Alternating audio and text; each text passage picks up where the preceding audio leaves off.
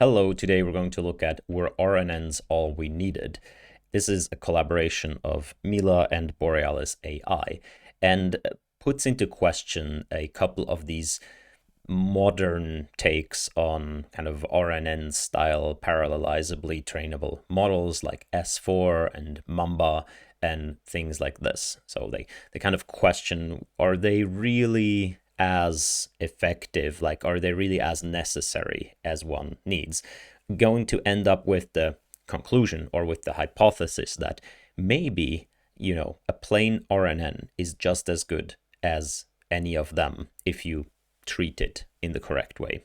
So this is what the paper kind of proposes, that all of these very complex and complicated constructions that go into S4 and Mamba might be unnecessary. You will see, it'll put the idea out there, but then fail to really demonstrate that that is the case and provide some extremely weak experimental evidence for that.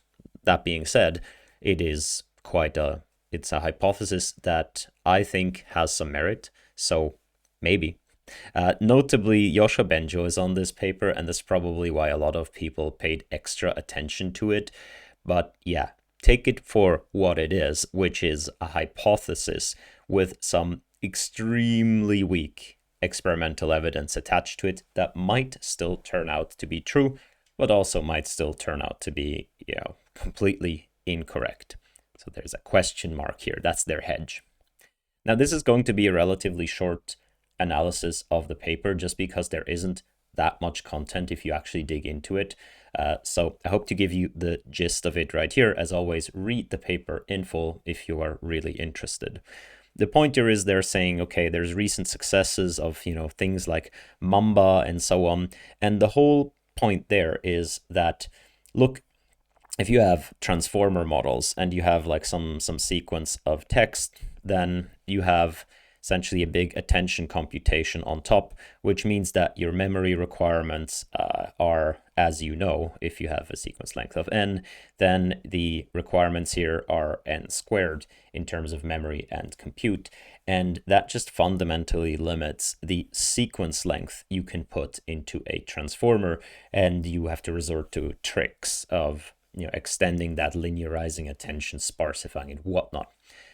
Recurrent neural networks, on the other hand, are naturally, made to handle sequences of arbitrary lengths. A recurrent neural network treats a sequence not like a transformer all at once, but treats it by having some sort of hidden state, moving that hidden state, and then computing an update to the hidden state with each new input element. So I move the hidden state and each element gets included into the hidden state. There's some computation, and then that spits out the new hidden state and so on. So you can see how, this is much more akin to, very, very basic or very, very reminiscent of Turing machines and whatnot. So sequential computation over values, meaning that your requirement here of memory is just constant, and you can process arbitrary long sequences. However, RNNs have always suffered from two downsides with respect to, being applicable in the same regimes as transformers are. First, they have to perform what's called backpropagation through time. So BPTT, usually called. What that means is that if I want to train, let's say I have a computation here that takes my input token, let's just call these tokens, and is some MLP or some sort of feed-forward network that just transforms it a bit and actually in order to put it into the hidden state. In order to get the gradient for that, I have to, here's my loss, I have to backpropagate this all the way through all of these computations of these intermediate steps. So I have to backpropagate through all of these computations until I'm here. Whereas with attention, if I have to loss some here, there's the attention matrix. I can just sort of go through the attention matrix, bada bim, I'm here, right? That's a matrix computation. I can relatively easily assign. I don't need to go through all of the computation of all of these tokens in order to reach that token. So backpropagation through time has been very gnarly for RNNs in the past. Especially there tends to be a limit of very few steps where which you can actually do that before the gradient degrades, accumulates noise and whatnot. So not very good. And especially in plain RNNs, that was a big problem. Then LSTMs and GRUs were invented that alleviated that problem somewhat, but it's still a big problem. Establishment of like Mamba and S4 and these things solve that, quote unquote, by removing the input dependence of the computation of, the hidden state dependence of the computation of the how you take the input into the hidden state. What do I mean by that? So usually you have your hidden state coming in here of step t minus 1, and you have your current token xt, and the means by which xt gets included into here can be influenced by the hidden state, which is very, that's a very natural concept. For example, if you have a word such as bank, right? That word, first of all, it could be a verb or it could be a noun. If it's a noun, it can be, either of different meanings of that word. So the way you include this into the hidden state, you might already want to know what, what the past was. So you might want to have some information about the past of the current meaning of the current hidden state in order to pre-process this token to decide what of this token do I even want to remember. This is very powerful, but it also means that you get this natural dependence. Now, the gradient has to flow through, not just through this path here, but also through this path right here, meaning that the computation here is fundamentally intertwined with the past hidden state. These newer state space models, they remove this one right here. They just say, well, you don't get to look at the past. You have to look at your current input. You have to decide how do you want to include that into the hidden state.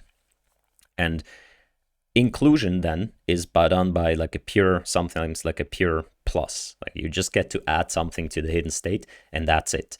And that makes, first of all, it makes it extremely efficient to compute many things in parallel here, because you can compute all of these things. Like if you think of the next t plus 1, this computation here has nothing to do with anything before. So you can just compute it in parallel, right? You don't have to wait for the past. You can compute it in parallel and you can train it in parallel. So a very big advantage. And you can do all of this in very efficient way, which we're going to look at, called the parallel scan. Yet you lose that dependence on the past. Now, there's a good argument that you can actually make up for that. And, these state space models, they say, well, empirically, we're doing quite fine. So, but that's the idea behind it. Okay, what this paper does is it says, looking at Mamba, looking at S4 and so on, these are very complicated things. Can't we break down the actual essence of the thing to its fundamentals and then just see whether that already does the trick, whether that already gives us the performance of Mamba and S4 or almost the performance without having to do all of that complex stuff that these things do. So what they're going to do is they're going to try to figure out the minimal thing that has this property of the hidden state being not influenced by the computation of the input state. So they're going to construct RNN cells that have this property and then run some experiments on them. So they're going back to the LSTMs and the GRUs. And the LSTMs and the GRUs, as we said, you look here, for example, the LSTM, actually the GRU is easier. Let's just focus on the GRU for the purposes of this video. The LSTM is analogous, except the LSTM is a bit more complicated, in my opinion, unnecessarily. Yeah. So the next hidden state is computed from the last hidden state and a proposal hidden state. So you have the last one, you have the proposal, and then you have a trade-off parameter z that decides what to forget and what to include. So z is like a mask, and wherever z is close to 0, you kind of retain the old hidden state, and wherever z is close to 1, you come in with the new hidden state. This gating mechanism is largely responsible for the success of RNNs in the past, because without that, you would very quickly have like an exploding hidden state or a vanishing hidden state. So this is, the gating is really important, but now you can see the problem. So both the z, you can see here, is itself dependent on the last hidden value. And also this proposal hidden state is dependent on the last hidden value here, not in one way, but in two ways, because this R gate right here is also dependent on the last hidden value. You can see very intricate computation. You can imagine the computational graph that creates and the backpropagation that needs to take place. So how can we make this easier? How can we introduce concepts of Mamba and S4? Well, let's just say you are not allowed anymore to look at the past hidden state for anything except, here it is explicitly, sure, the current hidden state can include something in the past hidden state, but this here and this here, like the trade-off and the proposal, they must be completely independent of the past hidden state. So let's just strike that out, strike this out, and then obviously this is unnecessary, then this whole line becomes unnecessary. And that leads you with the what they call the minGRU. Or also one of the nonlinearities becomes unnecessary because naturally the hidden state is already normalized then at this point. So the minGRU says, okay, the next hidden state is, again, it's a trade-off between the last hidden state and a proposal hidden state. The proposal hidden state is simply a function, a linear function of the current input, and the trade-off is also simply a function of the current input. So you only get to look at the current input, and you need to answer how much of it do you want to include into the hidden state, and which parts, or what of it do you want to include, and which part of that do you want to include. And with that, you can implement what's called a parallel scan. A parallel scan is a extremely fast way of computing what's called a prefix sum, or sum for plus, but it also works for other operators. So parallel scan is an algorithm method for computing n prefix computations from n sequential data points via an associative operator. And the point here is that it needs to have the specific form of something like this, right? So this is one instance where you can apply a parallel scan. If you have this form, in that your next hidden state is the past hidden state times a number plus a number, where the numbers a and b are independent of the v. Like the v's, they are not allowed, the vt minus 1 and any before are not allowed to influence the computation of at and bt. Then you can implement this in a very efficient way in this method called the prefix sum, or a parallel scan, and there are a couple of variants to do it. So if you can do a lot of work in parallel, such on a GPU, you have algorithms that run in log n time because you can parallelize, but you can also implement this in a different way to have a kind of a recursive computation where the tree has depth log n by abusing the particular structure that the problem has. This is the whole trick that like S4 and Mamba have of saying, look, we are an RNN, but we can be trained in parallel, or we have this parallel inference nature as transformers do. Now you might say, okay, you can do that, but you kind of neuter your neural network. You just kind of make it completely strictly less powerful than an LSTM. And that is true. That is true. But what people would probably say, against that is, yes, let's say you have a hidden state that comes here, and you want to include this value right here. Yes, the hidden state, the computation t-1, this computation here is not allowed to look at that one. So it has essentially no notion of the past, if you will. However, once you compute that, HT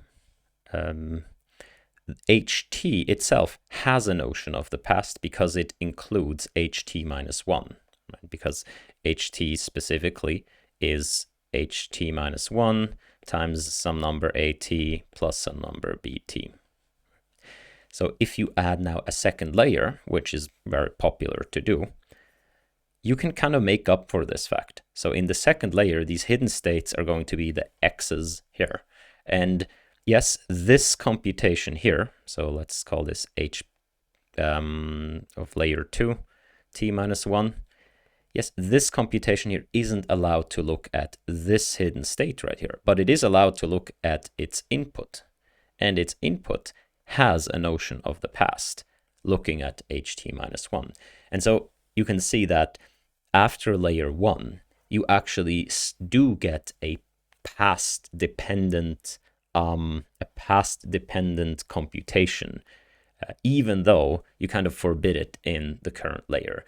This is a bit reminiscent of convolutional neural networks, where you can say, yes, each layer can only look at the couple of pixels beside it, but if you go a layer up, then the receptive field, quote unquote, becomes larger because you can implicitly look at pixels further away because the inputs have already that kind of baked in.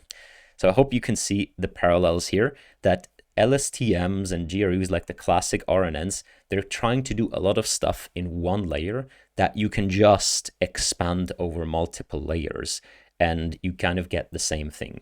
However, it's a matter of trade-offs. So there are computations where this method will need like n layers, where a classic LSTM could do it in a single layer, right? Same with transformers.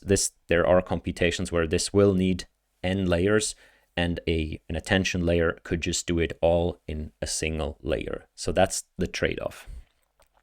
Now, I don't want to go a lot further into the details here. Yeah, as I said, please read it. It is, it's interesting, but it's essentially saying we break these principles down to the bare bones. So the minGRU is like the absolute minimum of a model that still has this property of sort of being able to compute in parallel. And now let's look at how it behaves. So first of all, here are some performance characteristics. You can see the runtime, the training runtime for LSTMs and GRUs linear in the sequence length, because you have to forward propagate the hidden states one by one. You literally cannot do anything on the next hidden state before you have the last one, because even the input computation is dependent on it. Whereas with the min variants, it's just flat. It's just constant, because it was probably log n, but looks like constant. Notably, the Mamba line hides behind these lines, so it's the same as Mamba.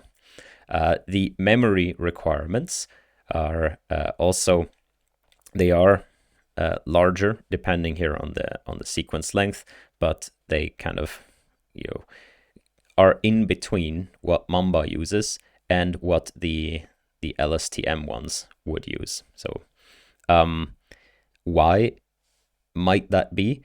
Because the more work like you do at once, the more your memory grows. But what we care about is simply the the overall trend, which in all cases here is linear, which is exactly what we would have expected. So this is just kind of validating what we expected. Now we come to the actual experiments, and this is kind of the weak part of the paper. So you can see that their staple here is the selective copying task, where you have a bunch of, you have a sequence, and then some of these sequence elements are marked that you have to copy them to the end, and so the model has to copy those to the end. So it's kind of a way of testing, can you have long-range selective attention, if you will. You can see that these models, they struggle heavily in one layer, but as soon as you add layers, they are now their performance. So this is a testament to the fact that yes, a single layer is a lot weaker than like a single layer of an LSTM or so. However, as you add layers, you get back this property of past dependence, if you will, of time dependence, time-dependent input computation. They further test on reinforcement learning benchmarks, but if you know these problems like the half cheetah and the hopper and so on, these are extremely simple problems. And so we've talked about this paper in our Saturday paper discussions on our Discord. By the way, join if you are interested. It's always a fun time. We've discussed some people who know more about these than I do. We're very confident that these are such easy problems that you probably don't need any recurrent net, like you don't need any sequence model in order to handle them. Like looking at the single current state is probably enough, and if not, looking at this state and one last state, like 2 frames, is enough to just solve them. Like they're so easy. So what they want to say here is like, look, we're doing quite well. In fact, we're doing probably better than like the S4 in this, and the decision transformer is also on par with us. But it's extremely easy benchmarks and extremely like low space, like low dimensional, and so on. Also here comparing the selective copy task to the others. Yeah, you can solve it. The others can solve it too. It's such an easy benchmark, and yeah, although what I have to say is interesting here is that you can see that not all the configurations of these other models can solve it.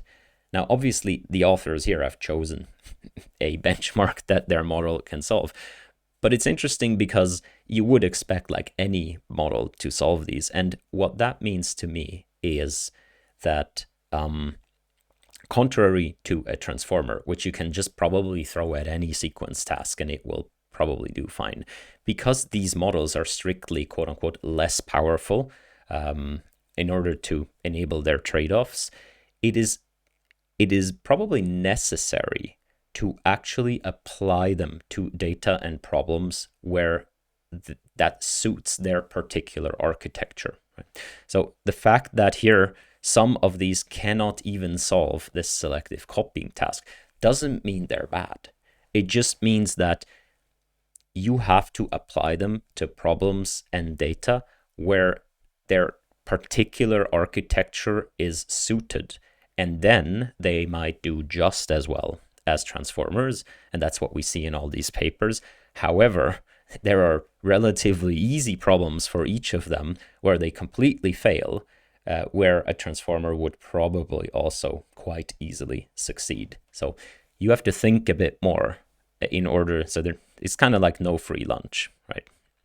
And then lastly, they do language modeling on the Shakespeare dataset, which is character level, small language modeling dataset, saying like, hey, look, transformers actually have a kind of a harder time here, and we're on par with the Mambas and so on, or this is Mamba specifically. And yes, transformers probably have a harder time character level language modeling, because character level language modeling is extremely local and extremely there's not much integrated reasoning you have to do, because most of the task is just completing known words from a dictionary, right?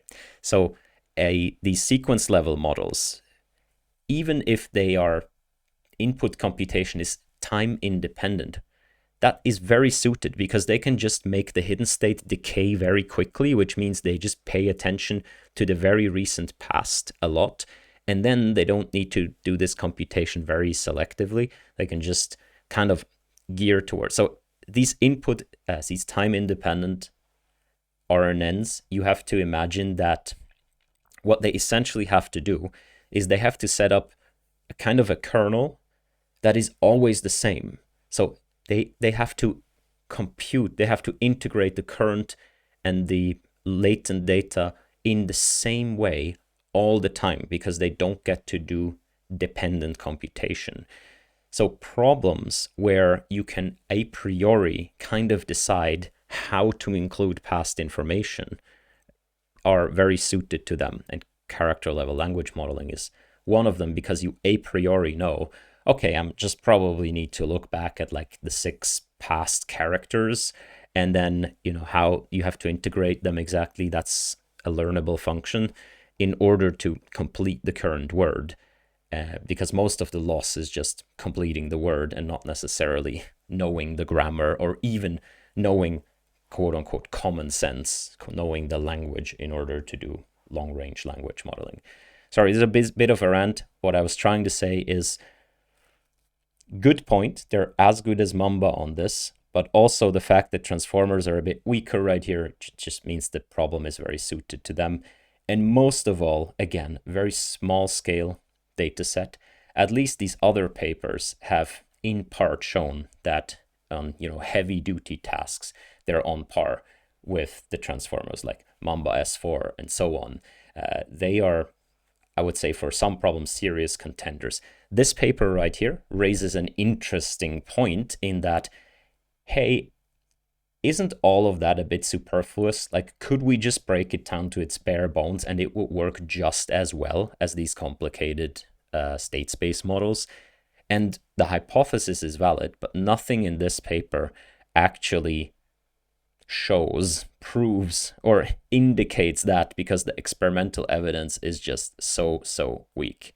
In any case, I don't think it's unreasonable to expect that, if you just scale these things up quite a bit, they